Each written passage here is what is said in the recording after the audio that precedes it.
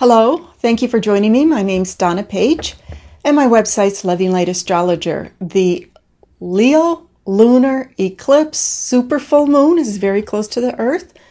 It's exact on the 21st at 12:16 a.m., so on the 20th, it will begin to be visible, and it will be visible in many parts of the and across the United States.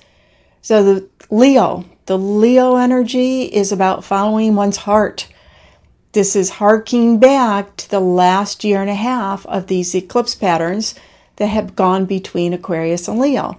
Our last one, there's been a shift into the Cancer Capricorn. But so this is a reminder. It's like a review test from the universe, if you want to call it that, a review. How well have you been listening to your heart and following your heart? Following what makes you happy, what brings you joy, the little things in life that are special. And anyone who has, faced something very serious sometimes knows that just waking up in the little things in life can be so joyful, so special. And there's several combinations in this particular lunar eclipse that are quite complicated and brings it not necessarily bad. I don't want you to hear it as bad. But when the planets are interacting very closely with one another, it's like everybody has something to say. Everybody wants all of these planetary influences, these characters, these qualities, want to contribute to the message, the energy, the ability that says, hey, this is what you can do. This is how you can create your reality that will support you in following your heart's desire, following your path, following your bliss, as Joseph Campbell would say, following that which brings you joy. Now, what are these combinations? The full moon, which means the sun and the moon are interconnected with Jupiter, Venus, Neptune, and Uranus. So they all have a piece of the puzzle that contributes to the flow of following your heart to bring in more joy into your life. Venus is conjunct Jupiter in Sagittarius. Where is your love of learning? What do you love to learn? What would you love to learn? To explore.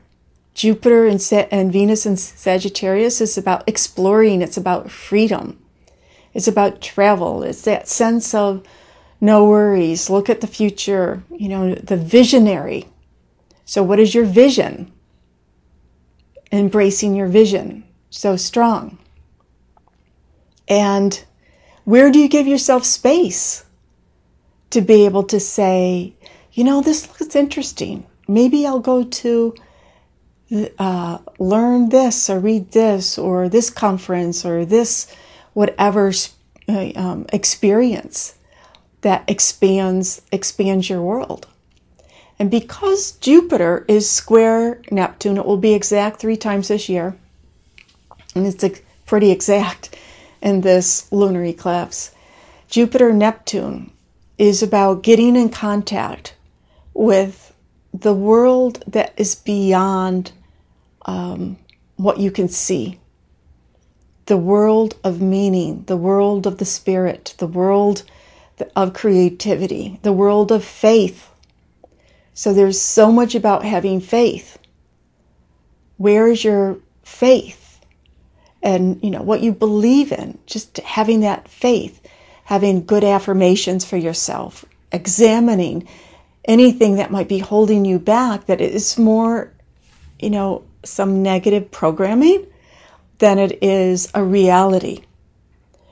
And across this year with a strong Jupiter-Neptune, what can happen or expand is something like shamanic work, doing shamanic work, doing dream work, doing that type of deep meditational, this seeking of knowledge of that is something that we can't see, but we can experience. And the full moon eclipse is connected with the planet Uranus, and Uranus always wants to shake things up. And there may be a sense of shake things up, make some change. It wants to forward life. And these outer planets, Uranus, Neptune, Pluto, they don't necessarily care about our personal comfort. It's more when they come into our realm, our energy field, which is you can see it in your astrology chart. They don't care about our personal comfort in terms of our humanness. If it is time for our soul's growth, our evolutionary growth, and we are not moving along, then something can shift, something can change. The relationship changes, where you're living changes. I got to get out of here. Your work situation changes, and it spurs one to consider doing something different, growing. And it's a very aha energy too. Wants that enlightenment. So we have these other components that are here to support us or help us with the essence of what this lunar eclipse is about, which is love, which is appreciation, which is about specialness, feeling, being able to embrace the moments of life as special, which is about following your bliss, following your joy, following your path. Now, it's not obviously easier said than done for many people, not everybody. And we do have Mars in Aries, which wants to go, make it happen. But Mars in this lunar eclipse is square Saturn. So Saturn says, slow down. Just don't jump into something. So there's a little bit of knowing, perhaps, or pushing, but feeling perhaps that something is holding one back in order to really follow. Yeah, I'd follow my bliss, I'd follow my heart, I'd follow my joy, but.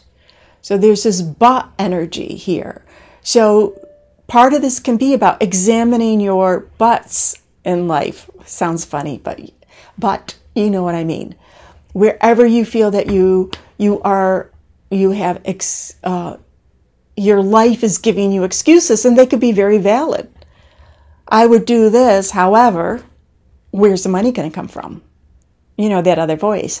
You say that's easy, but sure, but you don't have these family responsibilities. You don't have this, these bills, or whatever it is, that resistance of your life is saying, sure, yeah, but.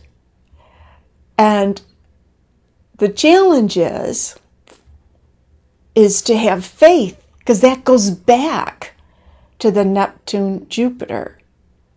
To have faith, but also be grounded, because there is a grounding energy. The astrology of it is, for those of you that know a little bit of astrology, is here we have the full moon. The moon's in Leo. Leo is ruled by the sun. The sun is in Aquarius. Aquarius is the traditional ruler. When you're following this, the traditional ruler is Saturn. Saturn's in its rulership in Capricorn, which is, hey, get real about things. How much money do you have to be able to do this? Which is contrary to what the eclipse energy wants. And if you go to the modern ruler of the sun in Aquarius, which is Uranus in Aries, at least until March 6th, then Aries is ruled by Mars, and Mars is in Aries in its rulership. So, which is square Saturn. So you got this push-pull.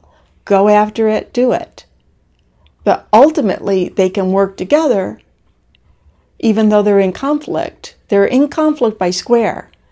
That is, how does one overcome wherever you may feel blocked? Okay, let's settle down and do some negotiations. And because the eclipse is going over the East Coast, blah, blah, blah, and the United States has this political standstill right now. It is about working things out, hopefully.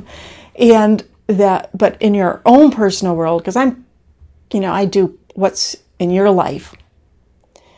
In your own personal world, you will have a little powwow yourself, or you can, to have a powwow yourself, to have that faith needed to follow your bliss, follow your heart. But however, still have that groundedness, to have that sitting down and let's iron out the details of why, of how to make this happen. Thank you for tuning in. I always appreciate your comments, and have a beautiful and wonderful, bliss-filled lunar eclipse.